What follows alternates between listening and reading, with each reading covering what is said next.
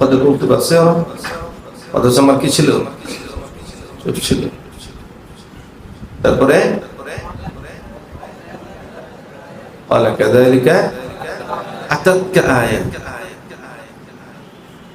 তোমাকে আমার আয়াত দেওয়া হয়েছিল, কোরআনে কারীম দেওয়া হয়েছিল,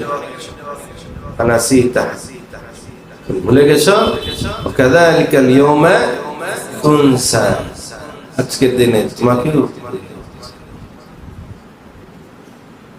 এটা শুধু হাসরের ময়দানে হবে, দুনিয়াতে আল্লাহ অসন্তুষ্ট হবে। দুনিয়াতে কোরআন তাকে কোরআন ইয়ালান, আপনি কোরআনের সাথে যত আজমত মহব্বত নিয়ে থাকবেন, কোরআন থেকে তত ফয়জাত বারাকাত আপনি পেতে থাকবেন। আর এটাকে অবজ্ঞা করবেন, অবহেলা করবেন, কোরআনকে অবহেলা করার কোনো অধিকার তো আপনার। কোরআন শিখে আপনি ছেড়ে দিবেন, তেলাওয়াত করবেন না, তার মানে কোরআনের সাথে আপনার দূরত্ব আছে। উস্তাদ মেনেছেন, যখন ফায়দা হয়েছে তখন উস্তাদ মেনেছেন, এখন উস্তাদ মানেন না।